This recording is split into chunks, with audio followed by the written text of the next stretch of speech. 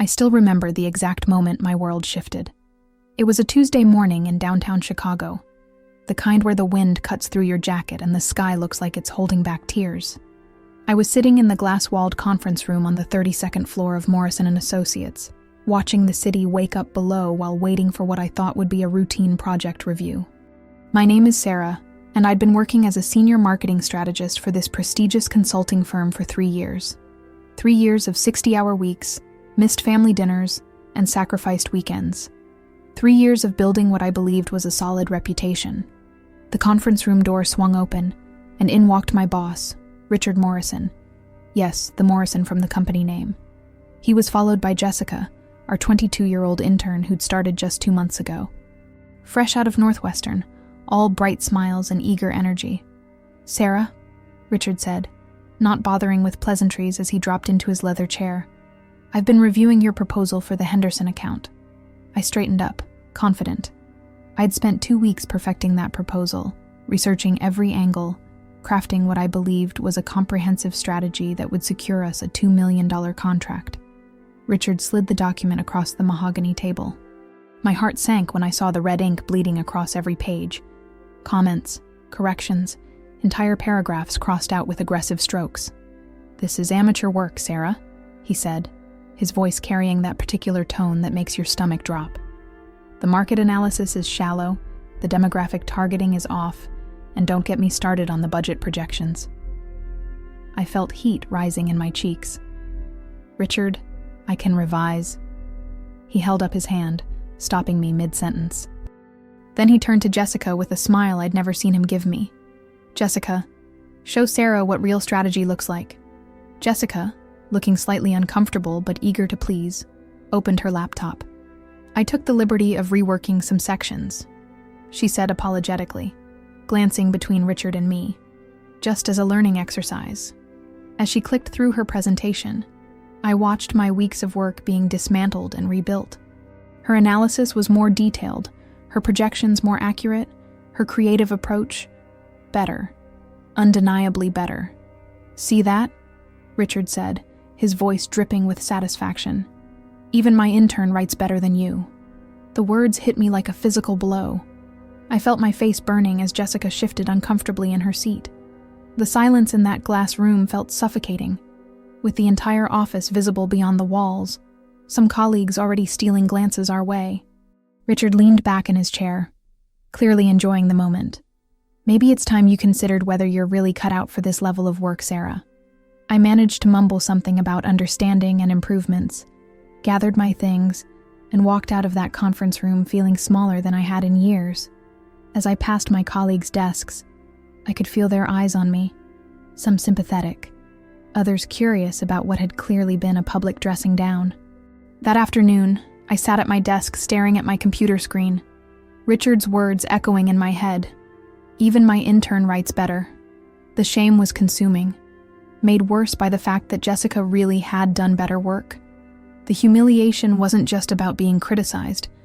It was about being outperformed by someone with a fraction of my experience, in front of the entire leadership team.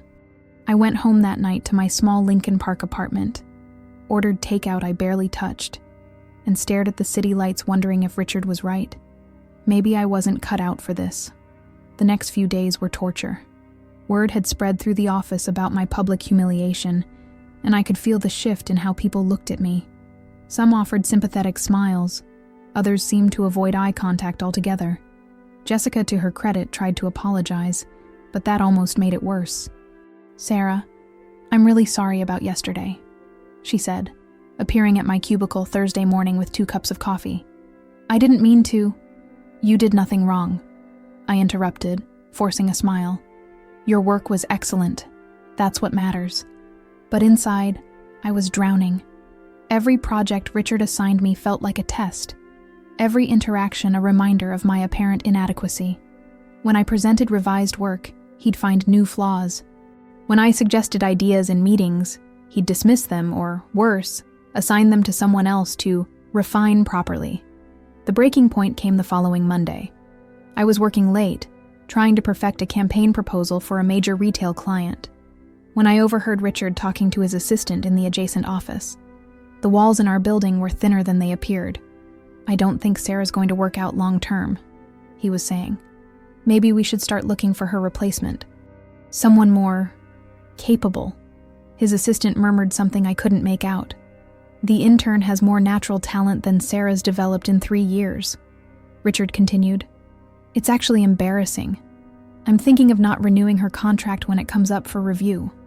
I sat frozen at my desk, listening to my career being dismantled in casual conversation. The man I'd worked tirelessly for, whose approval I'd sought for 3 years, was discussing my professional death sentence like he was ordering lunch. That night, I lay awake staring at the ceiling of my apartment, listening to the distant hum of Chicago traffic. I thought about my college friends who'd chosen different paths, some teaching, others in nonprofits, a few who'd started their own businesses. They'd all seemed to find their place in the world while I'd been chasing validation from someone who saw me as disposable. By morning, I'd made a decision, not the one Richard expected. Instead of updating my resume or scheduling meetings with headhunters, I did something I'd never done before. I started paying attention, really paying attention, to how Morrison & Associates actually operated. I began documenting things I'd previously overlooked, conversations I'd dismissed, practices I'd assumed were normal. Over the next 2 weeks, I quietly compiled a comprehensive record. Late-night emails demanding impossible deadlines. Verbal promises about bonuses and promotions that never materialized in writing. Comments about employees that bordered on discriminatory. The way younger, less experienced staff were favored over veteran employees when it came to high-profile assignments. Most importantly, I documented every interaction I'd had with Richard since joining the company. The pattern was clear once I laid it all out: a systematic effort to undermine confidence, create dependency, and maintain control through humiliation and fear. But I wasn't ready to act yet. First, I needed to understand exactly who I was dealing with. My investigation into Morrison & Associates began innocently enough. I started staying late, not to impress Richard, but to access files and systems when the office was quiet. What I discovered made my stomach turn. It started with the Henderson account, the one where Jessica had supposedly outshone me. Digging through the project archives, I found something interesting. My original proposal had been forwarded to an external consultant 3 days before the meeting. The same consultant who had worked on similar projects for Jessica's previous internship supervisor. Jessica hadn't just improved my work. She'd essentially had it professionally rewritten by someone with years of experience in that specific market segment. Richard had set up the entire scenario, but that was just the beginning. As I dug deeper into company records, personnel files, and email chains, a disturbing pattern emerged.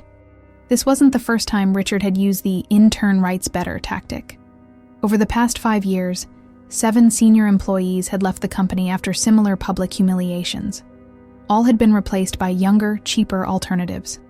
The most shocking discovery came when I accessed the board meeting minutes from the previous quarter.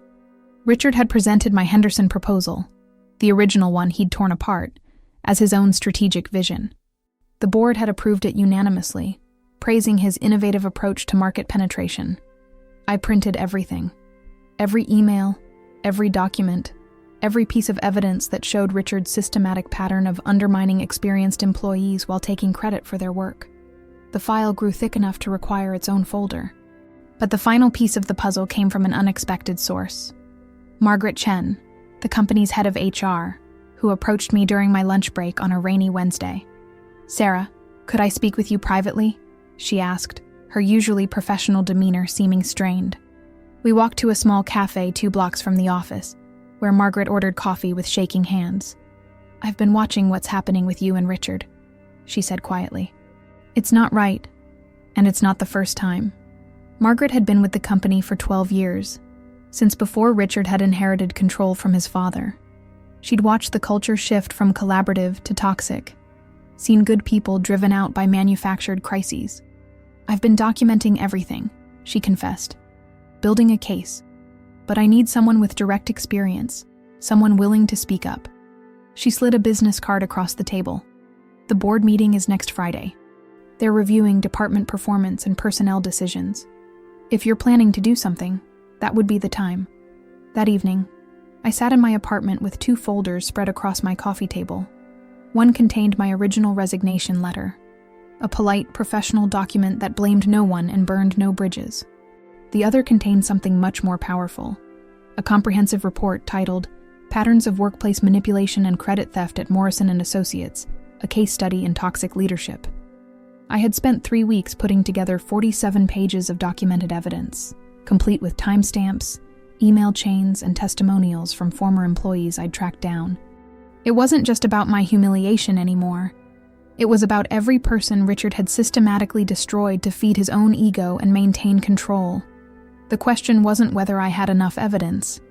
The question was whether I had enough courage to use it.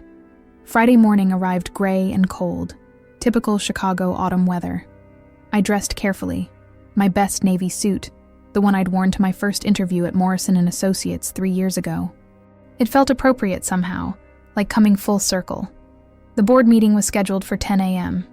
At 9:30, I walked into Richard's office carrying a single envelope. "Sarah," he said without looking up from his computer, "make this quick. I have important people to see." "I'm resigning," I said simply, placing the envelope on his desk. He glanced up, smirking. "Finally coming to your senses. Probably for the best. Your replacement starts Monday." He didn't even open the envelope. Just set it aside like it was junk mail. "There's something else," I said. "I've prepared a presentation for the board about my time here. A sort of exit interview summary." Richard's smirk widened. "Good luck with that. The board doesn't have time for disgruntled employee complaints." "We'll see," I said, and walked out. At exactly 10 a.m., I knocked on the boardroom door. Margaret had arranged for me to have 15 minutes to present my departmental efficiency report, a euphemism that had gotten me on the agenda without raising suspicions. The 7 board members looked up as I entered, some recognizing me from company events, others seeing me for the first time. Richard wasn't scheduled to join until 10:30. "Ladies and gentlemen," I began, "thank you for this opportunity.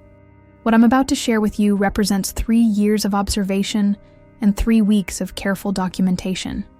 I had rehearsed this presentation dozens of times, but standing there in front of the people who controlled the company's future, my voice was steady and clear. I started with the numbers. 7 senior employees lost in 2 years. Average tenure dropping from 8 years to 3. Client retention rates declining despite reported improved efficiency. Then I moved to the specifics. Documented cases of idea theft, manufactured conflicts, and systematic workplace intimidation. The room grew quieter as I presented email screenshots showing Richard taking credit for subordinates' work, including the Henderson proposal he'd humiliated me over. I showed them the pattern of hiring young, inexperienced staff to replace seasoned professionals, not for innovation, but for control and cost-cutting. "This isn't about my hurt feelings," I concluded. "This is about a leadership style that's costing you talent, reputation, and ultimately revenue. The toxic environment isn't just bad for employees, it's bad for business." The questions came fast and pointed. How long had this been happening? Why hadn't anyone spoken up before? What evidence did I have beyond anecdotal complaints? I handed each board member a copy of my full report. 47 pages of documentation, witness statements, and financial analysis showing the real cost of Richard's management style. At 10:30, Richard walked in, confident and prepared to discuss quarterly projections. Instead, he found 7 board members studying documents that detailed his systematic abuse of power. The next hour was uncomfortable for everyone except me. I watched from the hallway as raised voices echoed from the boardroom, as Richard's confident demeanor crumbled, as the facade he'd maintained for years finally collapsed under the weight of evidence.